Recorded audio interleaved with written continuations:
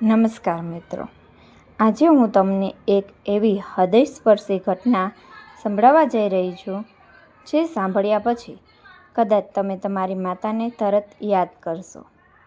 એક એવી માતાની કહાની જેણે પોતાના દીકરાને ખુશ રાખવા આખી જિંદગી દુઃખ સહન કર્યા, ભૂખી રહી, મહેનત કરી, પણ જ્યારે વૃદ્ધાવસ્થા આવી ત્યારે એ જ માતા પોતાના દીકરાના ઘરમાં એકલી પડી ગઈ. માત્ર એક અંતિમ ઈચ્છા હતી તેની, પણ કદાચ કિસ્મતને કંઈક બીજું જ મંજૂર હતું. તો ચાલો મિત્રો, શરૂ કરીએ એક માતાના પ્રેમ, ત્યાગ અને દુઃખથી ભરેલી આ ભાવુક વાર્તા.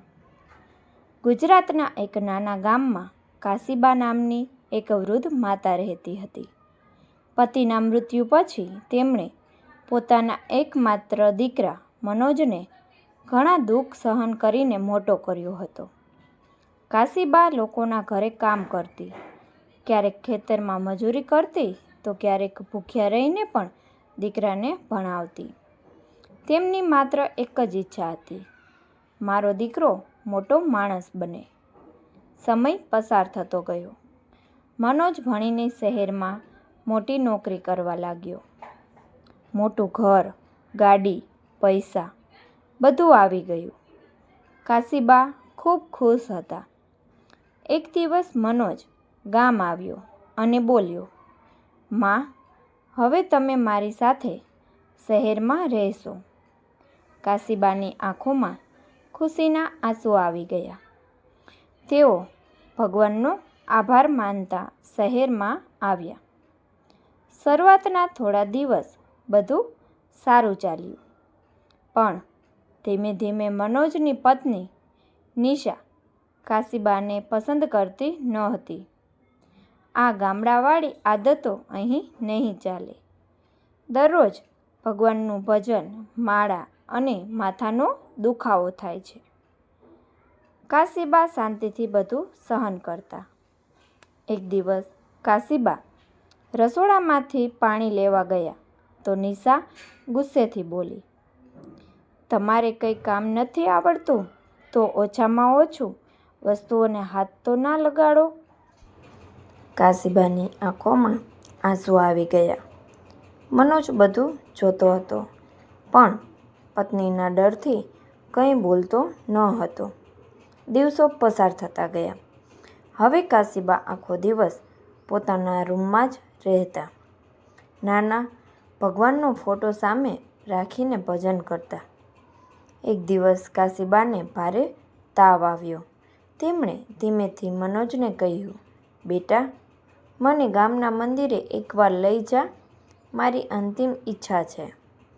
પણ મનોજ બોલ્યો, "માં, મને ઓફિસમાં બહુ કામ છે, પછી લઈ જઈશ." કાશીબા ચૂપ થઈ ગયા. 3 દિવસ પછી ફરી બોલ્યા, "બેટા, કદાચ હવે હું વધારે દિવસ નહીં જીવું." પણ આ વખતે પણ મનોજે ધ્યાન આપ્યું નહીં.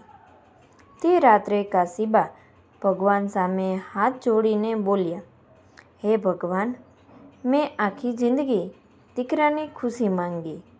હવે બસ એકવાર તમારું મંદિર જોઈ લઉં." અને રડતા રડતા ઊંઘી ગયા. બીજા દિવસે સવારે મનોજ ઓફિસ જવા તૈયાર થતો હતો. એટલામાં પાડોશની એક વૃદ્ધ મહિલાએ દોડીને આવીને કહ્યું, "બેટા, જલ્દી આવ, તારી માં કંઈ બોલતી નથી." મનોજ દોડી ગયો. કાશીબા જમીન પર પડેલા હતા.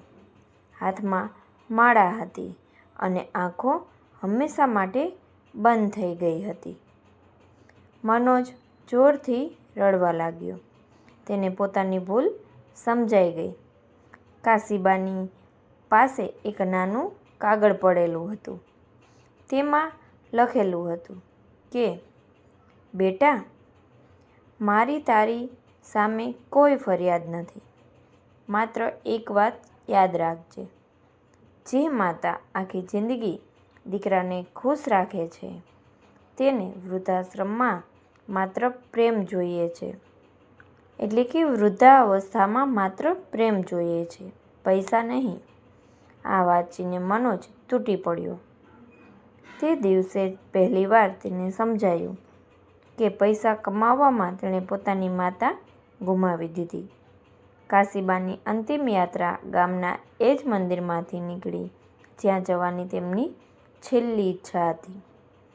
અંતિમ વિદાય સમયે મનોજ ભગવાન સામે રડીને બોલ્યો, હે ભગવાન, મને ઘણું બધું આપ્યું, પણ હું મારી માતાને સમય ના આપી શક્યો. મંદિરનો ઘંટ ધીમે ધીમે વાગી રહ્યો હતો અને જાણે ભગવાન પણ એક માતાના દુઃખ સામે પર રડી પડ્યો અને એમ તો જાણે ભગવાન એક માતાના દુઃખ પર રડી રહ્યા હોય એમ.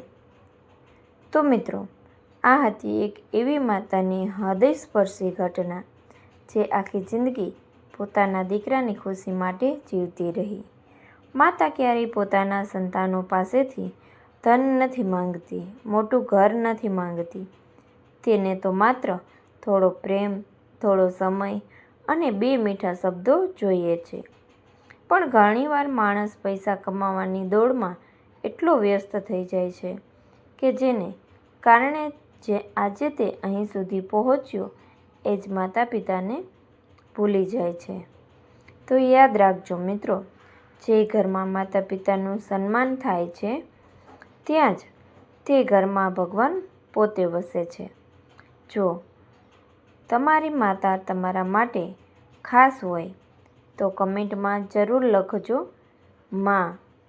અને વિડીયો ગમ્યો હોય તો લાઈક કરી દેજો, શેર કરી દેજો અને ચેનલ પર નવા છો તો સબસ્ક્રાઈબ જરૂરથી કરજો. મળીએ આવી જ એક નવી ભાવુક અને દિલને સ્પર્શી જાય તેવી વાર્તા સાથે. ત્યાં સુધી તમારા માતા પિતાની સેવા કરતા રહેજો. અને પૂરેપૂરો વિડીયો સાંભળવા બદલ આપ સૌનો ખૂબ ખૂબ આભાર. ધન્યવાદ.